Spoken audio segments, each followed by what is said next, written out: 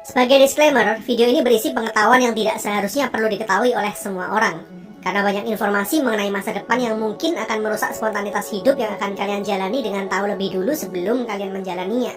Tapi sebagai gantinya, saya yakin di akhir video kalian akan menjadi orang yang paling bahagia hanya dalam waktu 30 menit ke depan.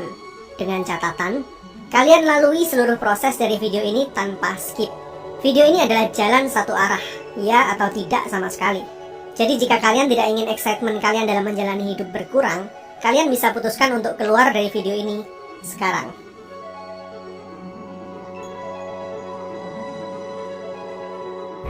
Oke, ini artinya kalian sudah setuju.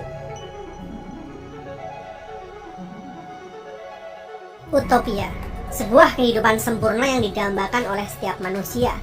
Kehidupan tanpa penderitaan, tidak berkekurangan, penuh dengan kesetaraan, hanya ada kelimpahan dan kebahagiaan. Yang mirip dengan sebuah surga yang ada di dunia. Ini adalah jenis kehidupan yang selalu didambakan oleh seluruh umat manusia dari masa ke masa. Tapi pertanyaan terbesarnya, bisakah umat manusia mencapai kondisi utopis? Jawabannya adalah tidak. Maaf jika ini mengejutkan. Tapi saya akan jelaskan kenapa manusia tidak akan pernah berada pada kondisi utopis meskipun segalanya jauh lebih mudah. Bahkan ketika kita ada di abad ke-25 sekalipun. Sebelum saya ajak kalian ke masa depan, kita akan kembali ke masa lalu terlebih dahulu. Karena tahukah kalian, terkadang sebuah kebijaksanaan dan kebenaran itu baru benar-benar bisa kita yakini jika mengetahui awal dan akhir sebuah kisah. Sejak awal mula, dari masa ke masa manusia selalu mengejar kebahagiaan. Untuk mencapai kondisi itu, ada beberapa syarat kebutuhan dasar manusia yang wajib terpenuhi. Mulai dari kebutuhan fisik, keamanan, dicintai, diakui, hingga eksistensi diri. Jika salah satu kebutuhan dasar ini belum terpenuhi, maka akan sulit bagi manusia untuk menikmati kebahagiaan yang hakiki.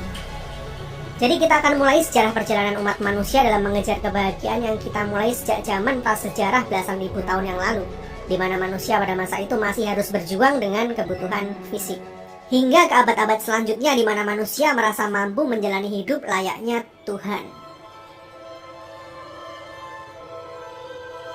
Di masa lalu, kehidupan manusia dan hewan hampir setara, karena manusia masih belum bisa memegang kendali ekosistem alam seperti saat ini. Dan terkadang hewan liar justru lebih banyak memegang kendali rantai makanan sebagai apex predator. Karena ini adalah masa di mana yang terkuatlah yang akan menang. Masa di mana manusia harus selalu bersiap siaga dengan ancaman dari setiap hewan liar karena mereka hanyalah salah satu bagian kecil dari ekosistem liar ini. Untuk makan setiap hari mereka harus berburu, yang terkadang justru menjadi buruan makhluk yang lebih kuat. Kondisi cuaca yang masih sangat-sangat dingin di berbagai penjuru dunia. Dan dikala musim dingin tiba, mereka terpaksa harus mencari tempat tinggal di bagian bumi lain jika tidak ingin mati membeku. Berjalan kaki ke arah yang tidak jelas, dengan resiko seluruh keluarganya diserang hewan-hewan liar selama perjalanan. Belum cukup ancaman dari hewan liar, manusia juga masih sangat primitif di masa itu. Saling membunuh satu sama lain hanya demi memiliki sesuatu yang mereka inginkan, entah makanan, baju, atau bahkan anak istri. Jika seorang manusia terluka hanya karena tergores atau tertusuk benda tajam, maka kemungkinan matinya sangat-sangat besar, karena tidak ada sistem pengobatan yang baik. Begitu juga dengan wanita yang melahirkan. Kematian datang silih berganti menjadi hal yang wajar di masa itu. Tidak berbeda dibanding hewan-hewan dan tumbuhan yang mati setiap harinya. Setiap insan harus bertanggung jawab sendiri pada nyawanya masing-masing. Bagi mereka, dapat hidup dan makan sehari lagi untuk esok hari saja sudah cukup baik. Proses seleksi alam terjadi setiap saat, sehingga kematian bisa mendatangi mereka kapanpun dan dimanapun. Itulah yang dihadapi oleh nenek moyang kita dulu, yang hanya berjuang untuk bertahan hidup, supaya tidak mati kelaparan dan mencari tempat aman untuk berlindung dari seleksi alam yang masih liar. Tapi manusia adalah makhluk cerdas yang selalu mampu beradaptasi. Dengan beratnya kehidupan mereka di alam liar, manusia mulai berpikir untuk tidak hanya bertahan hidup.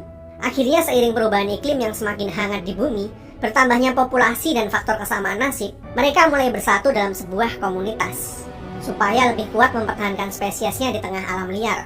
Di masa ini manusia harus bercocok tanam dan beternak jika ingin makan.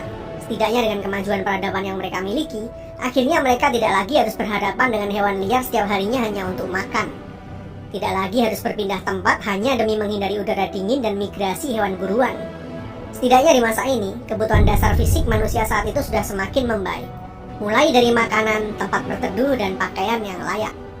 Tapi masalah baru muncul akibat semakin banyaknya populasi umat manusia. Semakin banyak pemukiman dan kebudayaan yang berbeda-beda pula. Kini manusia dihadapkan pada masalah baru perebutan wilayah dan kekuasaan. Sebuah pemukiman bisa diserang dan dihabisi oleh manusia lain dari desa tetangga kapanpun tanpa peringatan. Pembunuhan, perkosaan, dan jual beli manusia menjadi pemandangan yang sering terjadi di masa ini karena belum banyak hukum yang mengatur bagi setiap wilayahnya. Akhirnya transformasi kembali terjadi, mulai dari komunitas, desa, kota, hingga semakin kuat menjadi kekaisaran. Akhirnya hukum dan strata sosial mulai dibuat untuk mengatur kehidupan ratusan ribu orang, dan kepercayaan terhadap para dewa mulai dijadikan alat untuk membuat lebih banyak manusia tunduk pada aturan di masa itu. Khususnya para raja yang dianggap mewakili Tuhan dan sangat ditakuti. Jangan harap ada kebebasan berpendapat di sini jika tidak ingin berakhir di kayu salib. Tapi berkat adanya hukum dan kekuatan militer dari sebuah kekaisaran, selama tunduk dan taat, setidaknya keamanan seluruh keluarga akan lebih terjamin.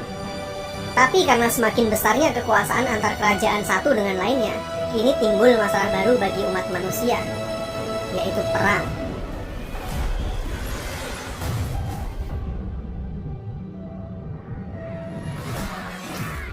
Manusia di masa ini masih terus ada di tengah perang demi saling berebut kekuasaan. Di masa lalu manusia harus sibuk bertahan hidup dengan hewan buas di alam liar. Setelah mereka bersatu mempertahankan spesiesnya, kini ketika mereka lebih punya kuasa atas alam liar, musuh selanjutnya justru sesama spesiesnya sendiri. Sepertinya berada di zona nyaman memang gak pernah cocok bagi umat manusia.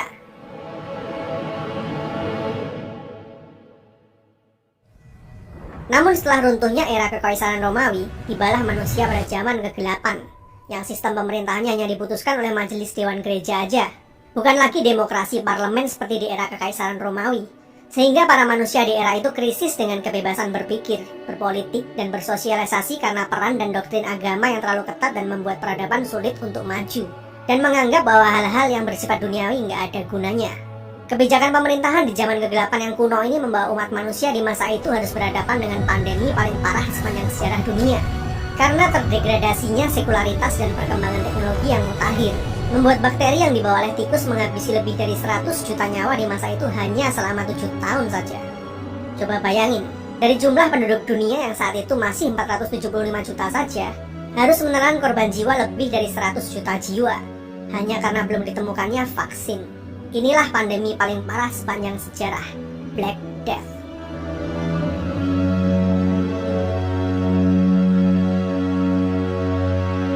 Sehingga lahirlah era baru Renaissance yang lebih mengedepankan sisi rasionalitas dan sekularisme, kebebasan untuk berpikir dan berkreasi dalam bidang politik, ekonomi, sosial, dan budaya.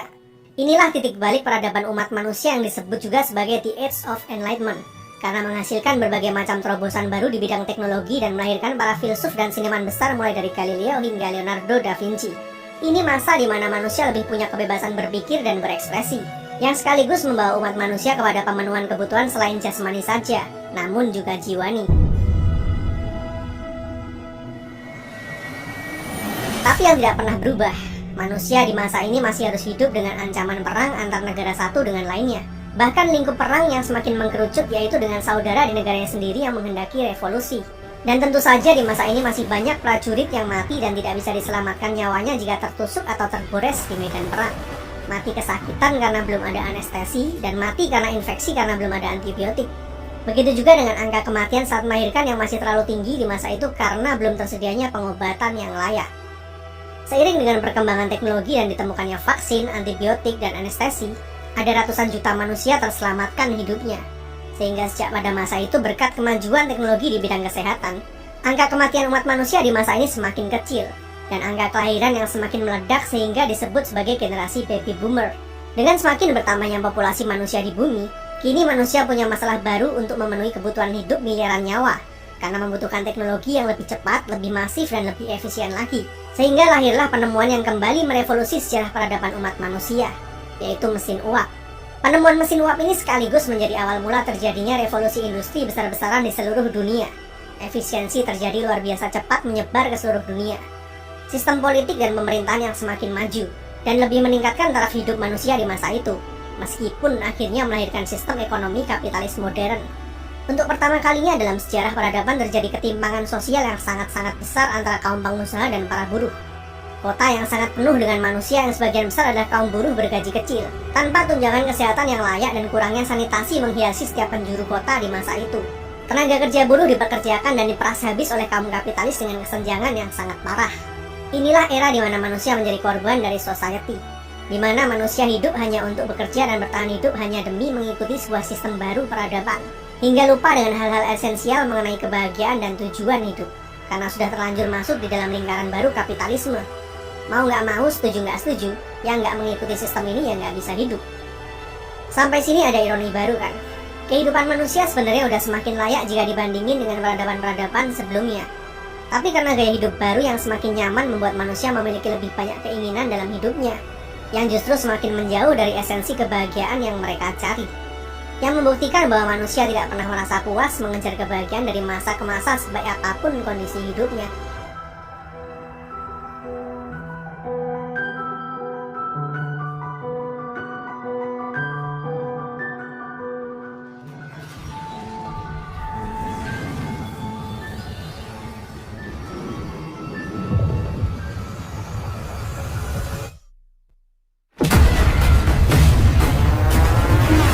Masuk ke abad 20 justru jauh lebih parah lagi. Di pertengahan tahun 1914, terjadi salah satu perang terbesar dalam sejarah dunia, yaitu Perang Dunia Pertama yang memakan korban hingga 40 juta jiwa. Perang berlangsung selama 4 tahun dan berakhir pada tahun 1918. Warga dunia bersorak-sorai dan mulai kembali membangun peradaban di tengah duka yang masih menganga. Namun sayangnya keberuntungan masih belum berpihak pada manusia di era itu. Karena masih di awal tahun 1918, dunia disambut sebuah pandemi terbesar kedua dalam sejarah umat manusia, yaitu Spanish Flu. Virus influenza yang belum ditemukan vaksinnya saat itu menginfeksi hingga 500 juta penduduk bumi. Dari total penduduk bumi yang saat itu masih berjumlah 1,8 miliar manusia saja.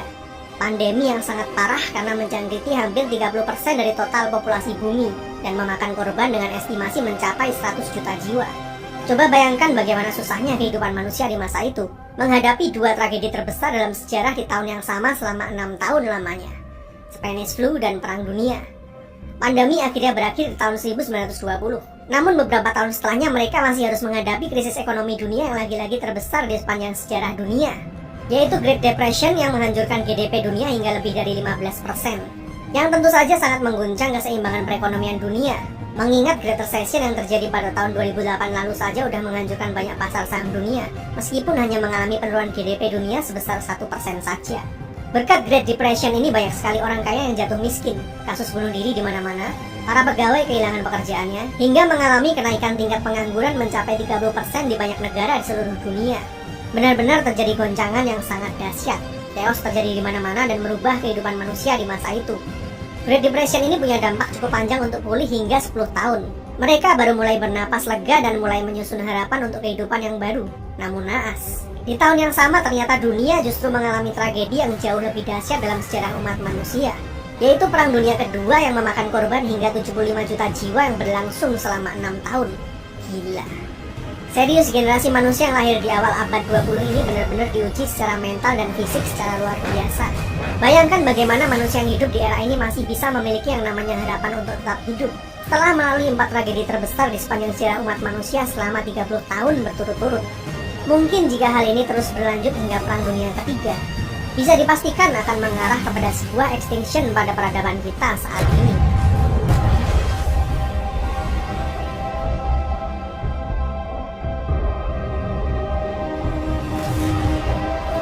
Namun selalu ada hikmah di balik setiap peristiwa. Karena kegilaan ini juga, para manusia di dunia mulai tersadar betapa perang dan wabah sudah meluluhlantakkan peradaban manusia jika mereka tidak bisa bersatu.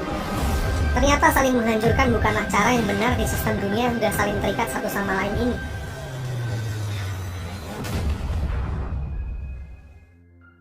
Itulah kita, yang terkadang hanya mau mendengar dalam kondisi sepinya sebuah keputusasaan, bukan dalam kondisi riuh yang penuh dengan gejolak. Tragedi-tragedi besar yang terjadi di awal abad 20 ini membuat banyak bangsa mulai belajar bahwa jika mereka tidak bersatu, maka seluruh dunialah yang menjadi korbannya, bukan hanya satu atau dua kepentingan saja. Maka mereka mulai sepakat mendirikan United Nations atau PBB di tahun 1945. Begitu juga dengan pandemi yang terjadi di awal abad 20, membuat mereka belajar dari kesalahan dan melahirkan WHO di tahun 1948. Kemudian karena industrialisasi yang semakin masif secara global oleh kepentingan para kapitalis, jika masing-masing pelaku industri ini tidak dikontrol dan duduk bersama, maka tidak ada yang memegang kendali jalannya peradaban baru bumi di masa mendatang. Oleh sebab itu didirikan pula sebuah organisasi internasional, yaitu World Economic Forum di tahun 1971. Berkat kontrol dan peran organisasi-organisasi inilah peperangan, kesehatan, ekonomi, hingga industri yang terjadi di dunia kita saat ini bisa lebih dikendalikan dampaknya, jika dibandingkan dengan yang terjadi di era-era masa lalu hanya karena pecahnya persatuan di seluruh dunia. Begitu juga dengan hak asasi manusia yang kita miliki saat ini juga berkat deklarasi dari PBB setelah terjadinya World War II yang sangat tidak mencerminkan humanity. Untuk pertama kalinya dalam sejarah peradaban, dunia mulai sepakat setelah ada di ambang kehancuran. Umat manusia yang hidup di masa kini mulai berani meyakini sesuatu yang sebelumnya sangat sulit untuk digapai oleh para pendahulu kita, yaitu harapan akan masa depan yang lebih baik, di mana kita tidak lagi harus berjuang hidup dan mati hanya demi sesuap makanan, di mana kita bisa tidur di malam hari tanpa khawatir bahaya seperti pejuang-pejuang di masa lalu, di mana kita kini sudah punya kebebasan untuk menyampaikan sesuatu yang kita yakini. Ya, semua kenyamanan dan keamanan yang kita miliki saat ini adalah perjuangan dari generasi-generasi manusia pendahulu kita, sehingga manusia di masa kini punya fondasi yang lebih kuat untuk terus hidup. Dan di era kita saat ini, kita bisa lebih berfokus pada kebutuhan dasar manusia yang terakhir.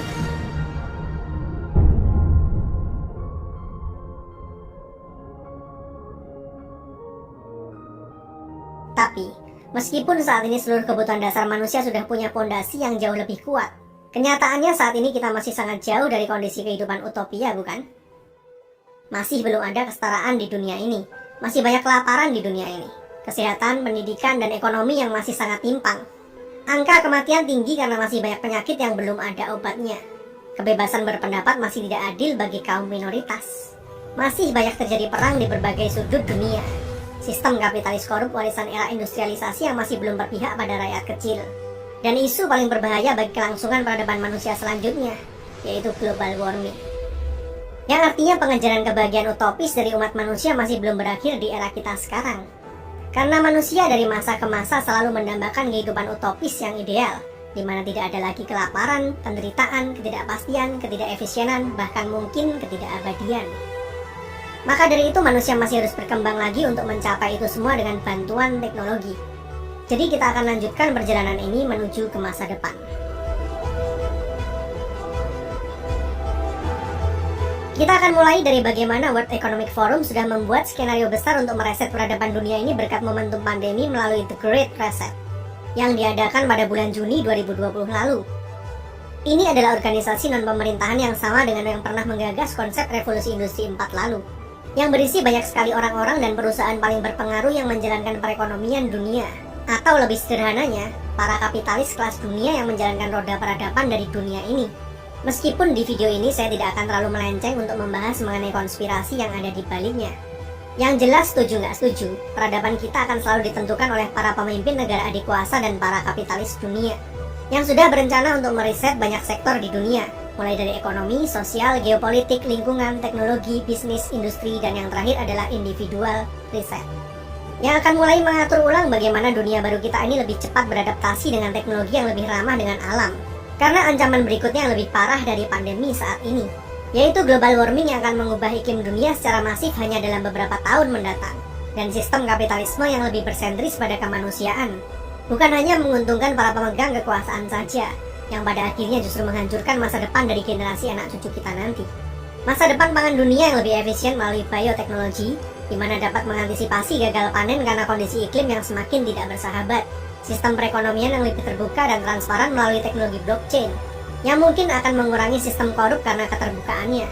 Dengan lebih terbukanya sistem pemerintahan baru yang lebih transparan, akan memberikan harapan baru mengenai kesetaraan dan keadilan bagi setiap rakyat yang membutuhkan. Peraturan baru di dunia digital di mana setiap manusia yang masuk era revolusi industri 4 memerlukan sebuah digital ID sehingga siapapun yang bermanuver di dunia maya tidak lagi anonim, sehingga akan jauh mengurangi tingkat kriminalitas. Dengan digital ID ini pula diharapkan penyaluran kebutuhan bagi setiap rakyat akan jauh lebih terkonsentrat dan tidak lagi salah sasaran. Khususnya dengan sistem digital ekonomi baru juga yang mana selanjutnya akan dapat digunakan untuk hidup di seluruh dunia. Peraturan-peraturan baru bagi para korporasi dunia mengenai industrialisasi yang tidak menyengsarakan society dan merugikan iklim dunia dengan energi-energi terbarukan. Begitu juga dengan pemerataan pendidikan bagi warga dunia melalui teknologi informasi di era 5G yang semakin cepat dan masif. Situasi pandemi saat ini akan dimanfaatkan sebagai titik balik untuk mereset ulang kebobrokan dari sistem pemerintah dan kapitalisme yang sudah merusak dunia kita selama ratusan tahun terakhir, demi menyongsong era peradaban baru yang lebih humanis dan berpihak pada alam, yang harapannya mulai akan kita rasakan dampaknya pada tahun 2050 mendatang, jika memang umat manusia sepakat untuk duduk bersama demi satu tujuan yang sama. Karena perpecahan, adu kekuatan, dan kekuasaan selalu menjadi tabiat manusia sejak zaman dulu, ketika kondisi mereka dalam keadaan baik. Sehingga manusia terlena selama ratusan tahun terakhir ini hanya peduli memuaskan kepentingan dan egonya masing-masing. Pura-pura tidak mendengar bahwa bumi ini terus menangis yang sebentar lagi hampir murka. Jadi untuk saat ini, kita anggap saja skenario global warming yang akan mengancam musnahnya peradaban manusia ini berhasil menjadi titik balik untuk menyatukan umat manusia, yang mirip dengan skenario yang terjadi pasca Perang Dunia lalu. Maka mungkin umat manusia masih punya harapan dan tidak berakhir dalam skenario distopia karena proses seleksi alam, yang bisa mereset teknologi kita kembali ke zaman busur dan panah lagi. Artinya kita mungkin akan terus melaju ke tahapan utopia di beberapa abad selanjutnya. Namun dengan catatan yang perlu digarisbawahi secara tebal, bahwa skenario utopia ini hanya bisa tercapai jika umat manusia bersepakat demi satu tujuan yang sama. Tidak ada perbedaan mengenai status sosial, ekonomi, budaya, bahkan mungkin agama. Karena tanpa adanya kesetaraan dan tujuan yang sama, jangan pernah berharap kondisi utopis itu terjadi di masa hidup umat manusia. Tidak cukupkah kita belajar dari pengalaman ribuan tahun?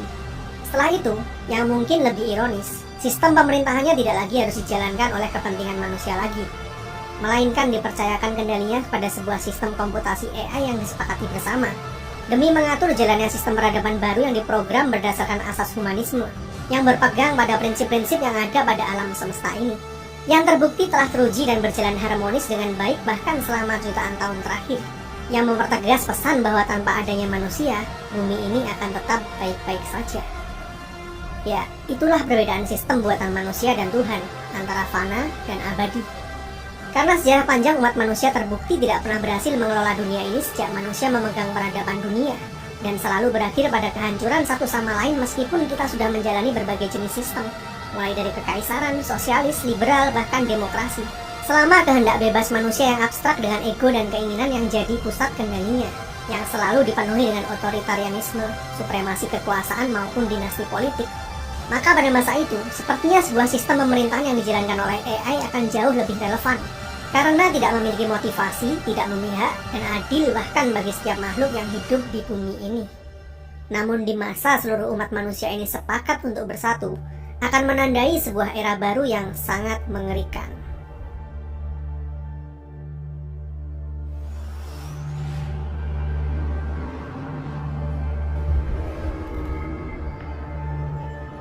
Di masa ini teknologi sudah menyediakan segalanya bagi kebutuhan umat manusia. Berkat fusi nuklir masa depan yang memberikan energi tanpa batas bagi siapapun yang membutuhkan secara gratis. Karena di masa ini, energi dapat diproduksi dengan sangat mudah, murah, dan mungkin unlimited. Hanya karena energi gratis ini saja, maka hampir seluruh hal yang ada di dunia utopia ini akan tersedia secara gratis juga. Apalagi tempat ini semuanya telah dikendalikan oleh AI dan robotik yang akan secara otomatis memproduksi dan menyediakan hampir setiap kebutuhan dasar umat manusia. Mulai dari makanan, kesehatan, tempat tinggal yang layak, bahkan hiburan. Karena semuanya mudah didapatkan, maka manusia mulai tidak memiliki pikiran untuk berbuat jahat lagi. Dan setiap manusia hampir tidak lagi bekerja untuk mendapatkan apa yang diinginkannya. Karena semuanya telah tersedia dengan sangat-sangat mudah berkat bantuan teknologi.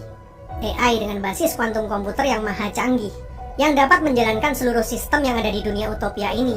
Mulai dari perekonomian, transportasi, kebutuhan sosial, bisnis, maupun industri dengan sangat adil. Ini adalah masa di mana setiap manusia dianggap setara eksistensinya dan hanya berfokus mengajar mimpi dan fantasinya masing-masing.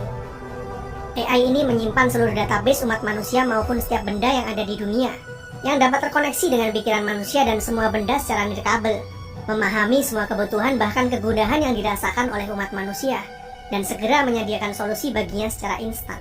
Sehingga manusia itu tidak lagi sempat mengalami kesusahan dan penderitaan.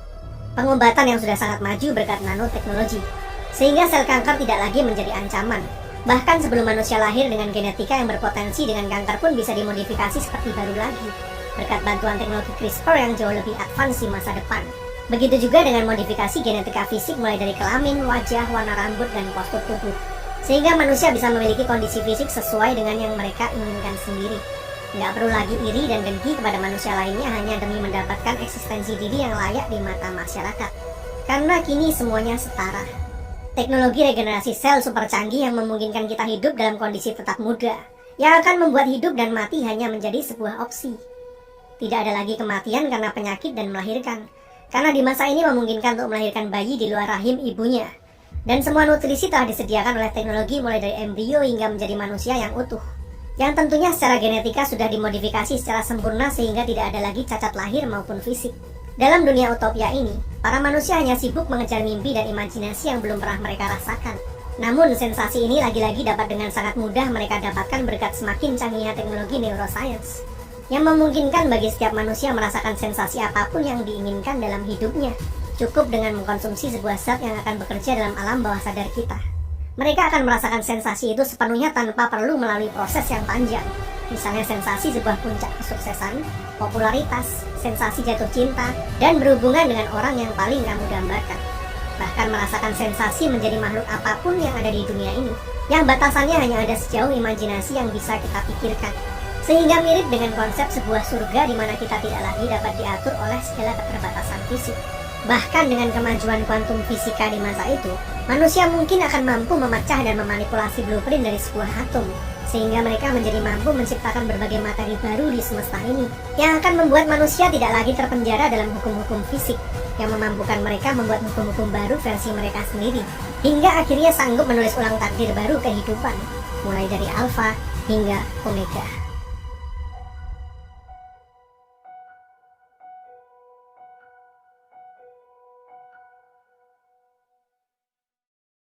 Tapi, benarkah manusia-manusia yang ada di fase ini telah berhasil mencapai puncak kebahagiaan dan menemukan arti hidup? Ketika mereka bahkan tidak lagi menambahkan sebuah harapan di kondisi yang tanpa celah itu. Ketika mereka bahkan tidak lagi tahu apa yang mereka inginkan di saat dengan mudahnya segala keinginan itu terpenuhi. Teknologi awalnya memang diciptakan untuk mempermudah hidup dan efisiensi, dengan cara mempercepat atau menggantikan sebuah proses. Namun ketika seluruh proses itu diambil alih olehnya, hingga tidak ada lagi yang tersisa bagi manusia, maka tidak ada yang lebih mengerikan dibanding seorang manusia yang selalu mendapatkan apa saja yang terbesit di dalam pikirannya dengan begitu mudah. Ketika mereka bahkan tidak lagi tahu apa yang mereka inginkan karena dengan mudahnya keinginan itu terpenuhi, maka segalanya tidak lagi memiliki sebuah value. Karena sebuah value itu muncul berkat adanya sebuah proses yang penuh dengan emosi dan harapan, meskipun mereka sudah mencapai tahap sempurna.